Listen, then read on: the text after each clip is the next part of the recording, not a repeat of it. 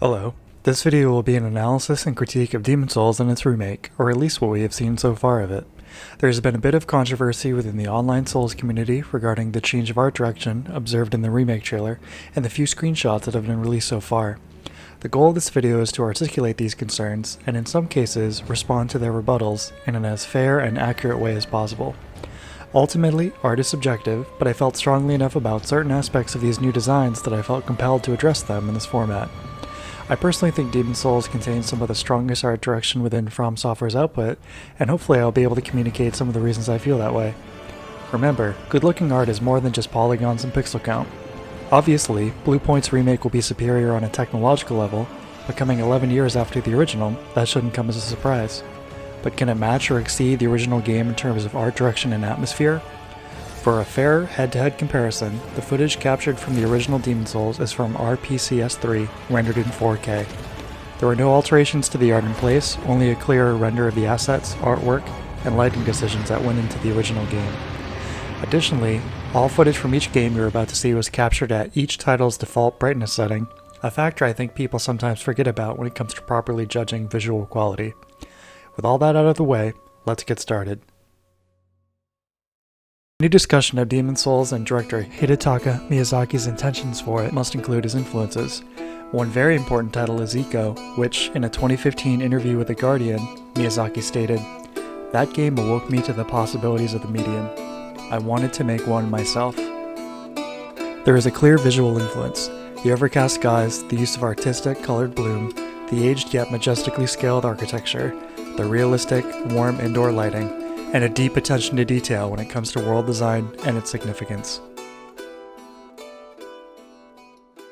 But a frequent misconception of the Demon's Souls color palette is that it's among the 7th generation of console titles that consisted of little more than muddy brown and washed out grays, all bathed in bloom.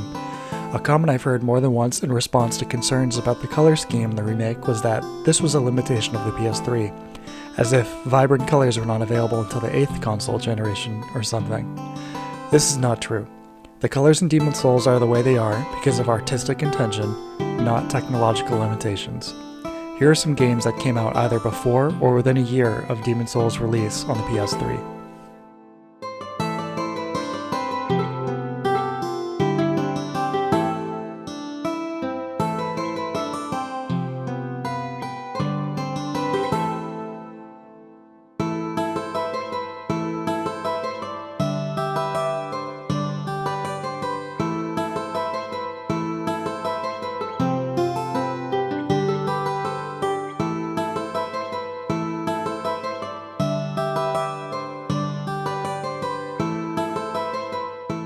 Demon's Souls did not look like this. Demon's Souls looks like this. While it's true that Demon's Souls is a subdued color palette compared to something like Uncharted or Ratchet and Clank, the focus is on true-to-life colors with a realistic lighting model. There is a deliberate lack of flamboyant decoration or excessive clutter within the walls of Boletaria, emphasizing the cold stonework, warm candlelight, and brutal utilitarian architecture. Above, the sky is covered in the thick, colorless fog. There is a slight, oppressive green hue to the outside environments in Boletaria Castle, emphasizing the demonic presence and decay. The overall mood of the game frequently leans towards horror, with an emphasis on moody lighting, unsettling enemy designs, and oppressive architecture. A common visual in Demon's Souls are candle and torch lights in the darkness, glowing in a realistic and warm, inviting way. Check these out. This is something that was gone by even the first Dark Souls.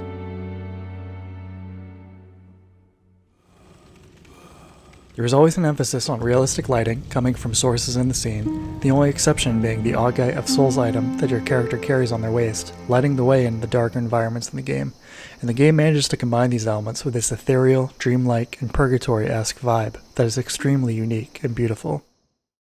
Before I go any further, I would like to talk a little bit about the prevalence of the orange and teal color scheme that has dominated mainstream cinema and related advertising materials over the last decade, and is now creeping into the art design of gaming as well.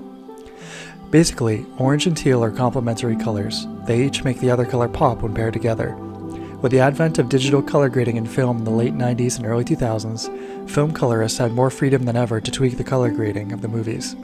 However, Once the trend started of color grading skin tones to be more orange, and environments to be blue as a contrast, an orange and teal arms race quickly began. This trend has also spread to games in the last 10 years.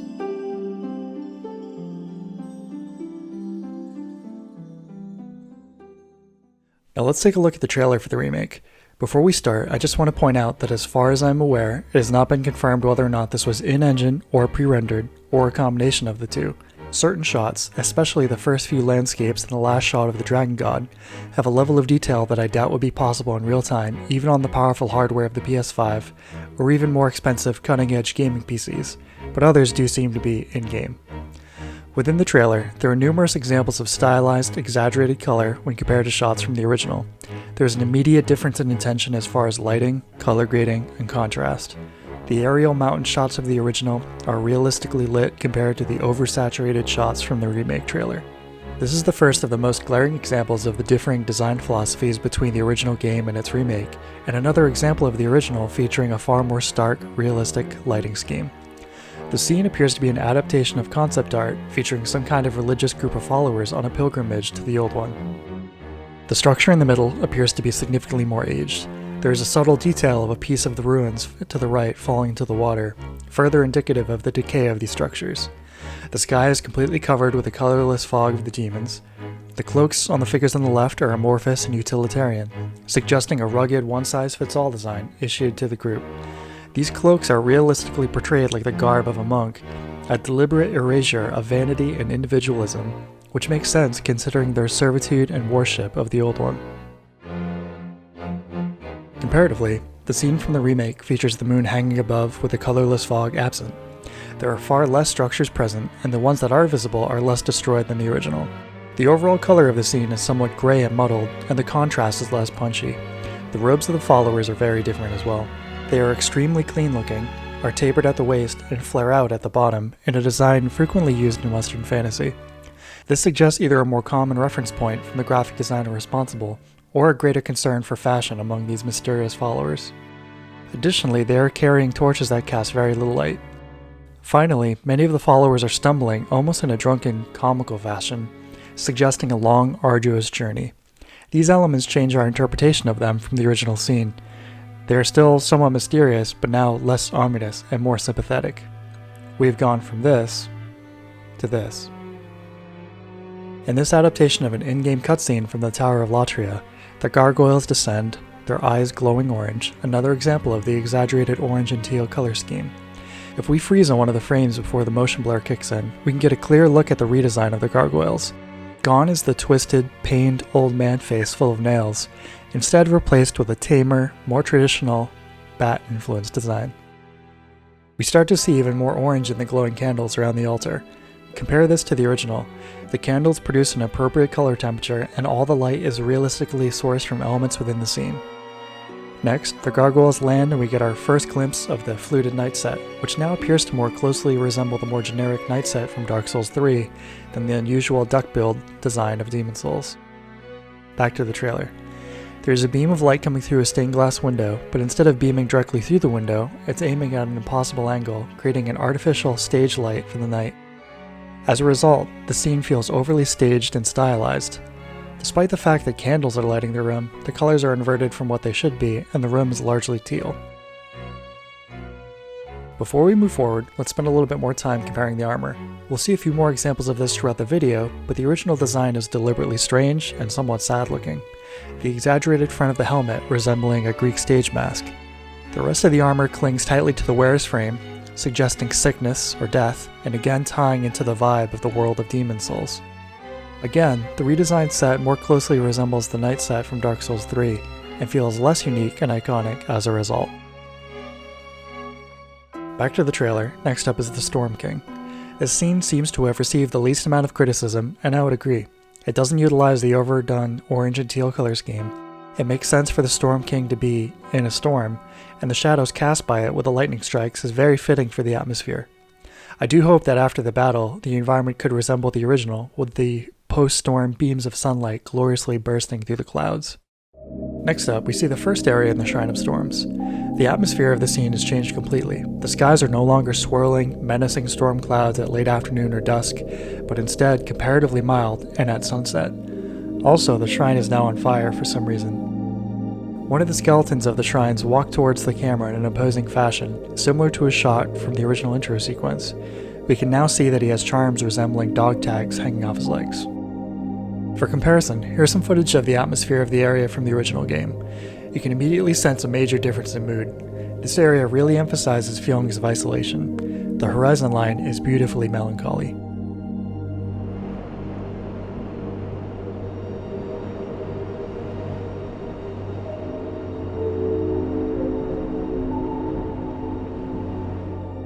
The Tower Knight scene is also very different from his original depiction in-game. The character model is similar, but he now has far more intricate engravings along his armor, and seems to overall be in much cleaner shape. The environment is the biggest difference here. Gone is the gloomy, overcast sky and high contrast lighting model. Instead, it appears to be a relatively clear, blue and sunny sky. The vibe is more heroic than horrific. This is accentuated by the change in architecture, which I'll elaborate more on later. We do see some damage and plant growth on the walls, however. Next is a recreation of an in-game cutscene from the second area in the Shrine of Storms, in which an enemy begins to summon the ghosts that once inhabited the shrine. The magic effect from the scythe does feel a little bit like someone's attempt for an impressive HDR effect, but a bigger problem emerges once the room begins to light up and the orange and teal starts to once again creep in. In what is undoubtedly the single most divisive component of the trailer, Flame Lurker is revealed to have a massive redesign. In the original game, Flame Lurker looked very distinctive. His melting flesh visible under the flames, the distorted skull, were the kind of unique design elements found within From Software titles.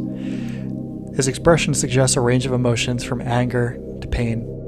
Other design elements, like the single blown-out eye and the melted beard, are similar to the Blacksmith brothers, hinting at a deeper connection to the world of Stonefang Mine. This is further emphasized by the Hand of God weapons you find before his arena in the original. Unfortunately, all of those elements are now gone, and the new Flame Lurker has a very conventional Western fantasy Balrog from Lord of the Rings kind of design, and his expression is now of a generic, cocky monster. Here are some very similar designs from other media.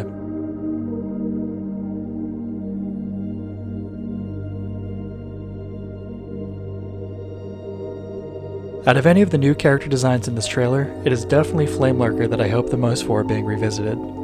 Additionally, his arena is far more lit and stylized in a typical Western fantasy fashion, a major departure of the realistic, candlelit, and moody atmosphere of the original. The last scene in the trailer is a new one that features the dragon god scaling the outer fortress walls of Boletaria.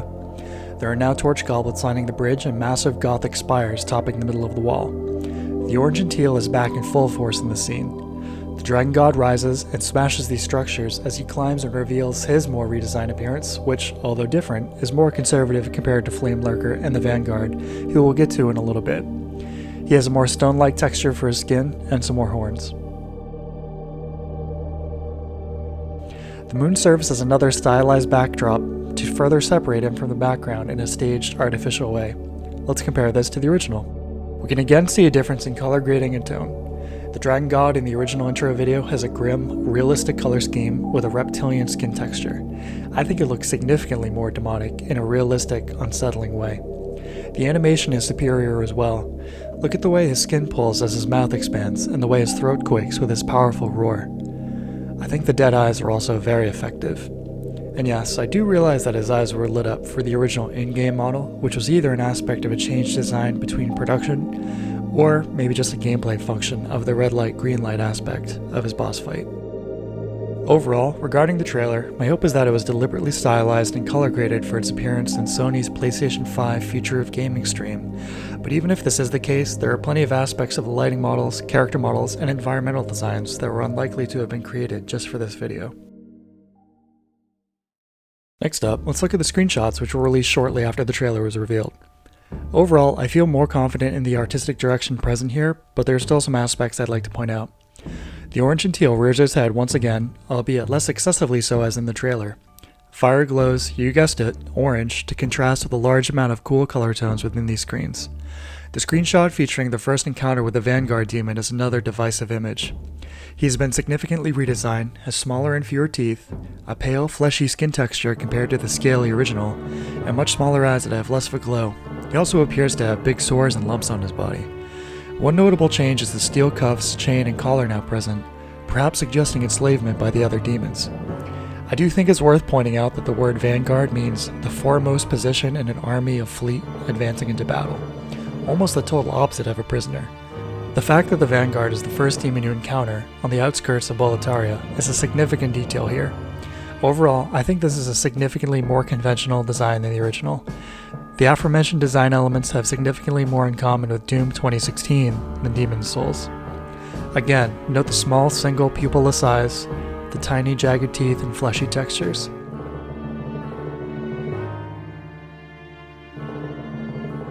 The original spotlight eyes and oversized crowded teeth were a more unique design, and those, combined with his tiny wings, oafish stature, and his facial expression, suggested a hungry idiot looking for his next meal. To be fair, this design did originally come from another From Software game, Enchanted Arms.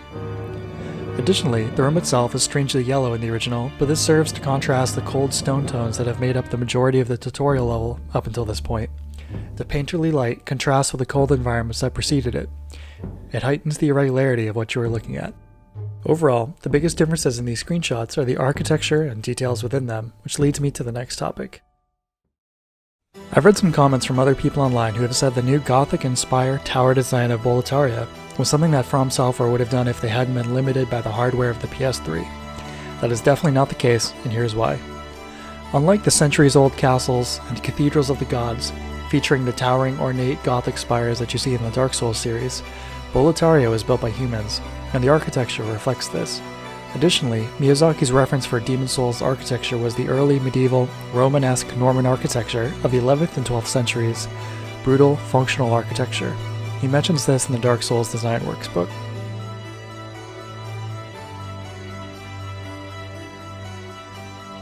Comparatively, Anor Londo is majorly inspired by the Duomo di Milano, the elaborate Italian cathedral which began construction in the late 1300s, which featured significantly more elaborate and flamboyant Gothic designs. The Victorian England-inspired Yharnam of Bloodborne, and fellow city of godly design Lothric from Dark Souls 3, then followed suit with their excessive Gothic-inspired architecture. Now, obviously, as a work of fiction, the game can take place anywhere the designers see fit, but I felt as though the utilitarian and brutal military-style walls of Boletaria were a great contrast to the demons that were now occupying it. The more mundane elements of the fortresses make the demons seem even more unnatural and invasive, and make the later, more fantastical areas and enemy designs stand out even more. The intentions behind all of these designs were extremely deliberate, and the older, more realistic, medieval designs of Demon's Souls was another element of uniqueness that I would hate to see lost. In these screenshots, the architecture looks to have more in common with Dark Souls 3 than Demon's Souls. This is one of the more important design aspects that I feel needs course correction, but unfortunately probably also the least likely, considering the amount of work that has already gone into it. This newer screenshot was found on the official PlayStation website a week after the release of the trailer, and seems darker than the previous depiction of the Tower Knight arena. Is it actually darker though, or is it just in the shade? I do wonder if it was deliberately released in response to the criticisms of the initial reveal. Still, my critiques of the architecture and overall color scheme would still apply. In Dark Souls, centuries have passed since the fall of Lordran. The overgrowth in certain areas is justified as a result. Much less time has passed between the fog covering Boletaria and your character entering it. Evidence of this is Ostrava, the king's son, still being a young man, as well as Stockpile Thomas reflecting that his daughter, if still alive, would now be about the same age of the Maiden in Black. It doesn't make sense for roots to be bursting through the floor and the insides to be covered in vines like this. In addition to being a somewhat nonsensical addition in terms of lore and environment, it further adds visual similarity to Bloodborne and Dark Souls 3. This is definitely one of the least important criticisms, but I think it's still worth mentioning. Overall, the attention to detail and unique design is part of the reason why Demon's Souls was so well received in the first place. I appreciated it because it felt unique among fantasy games, and the realistic structures contrasted with the fantastical, demonic elements in an interesting way.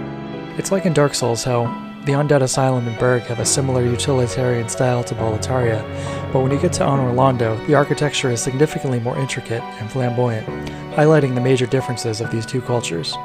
Some people have mentioned that the game will likely include color filters, like some of Bluepoint's previous projects, such as the Shadow of the Colossus remake did. Ultimately, I think this would be a good thing if it helps get the game closer to the original atmosphere, but just remember, a filter is not going to change the character models, the world designs, or the lighting models. Speaking of models, take a look at the main character of Shadow of the Colossus in the original versus the remake. Again, we not only see a major art style change, but also a loss of characterizing detail.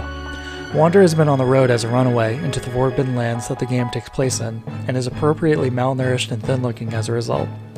Comparatively, he looks well-fed and healthy in the remake.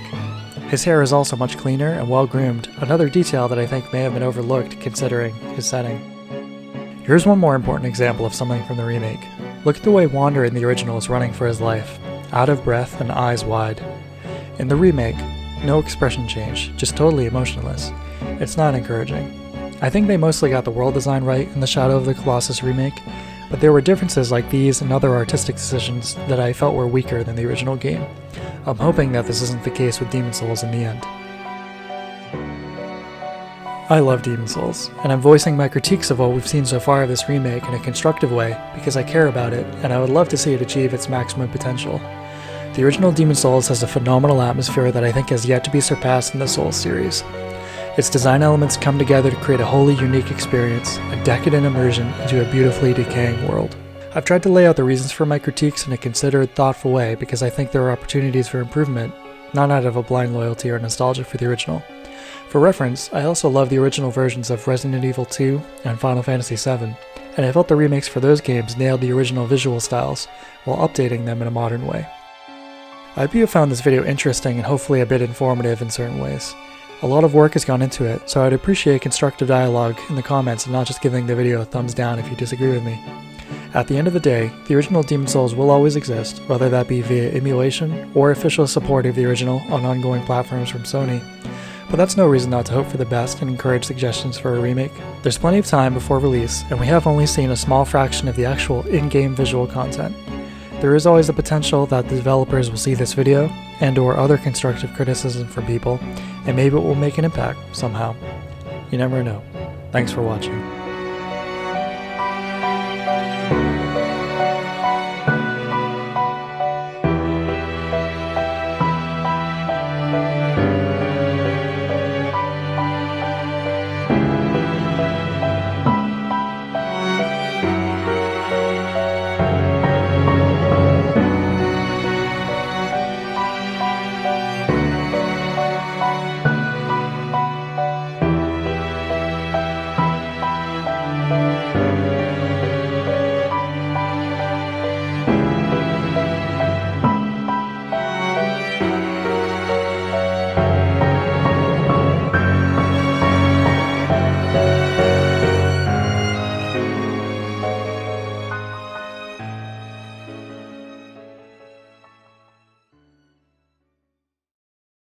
You have a heart of gold.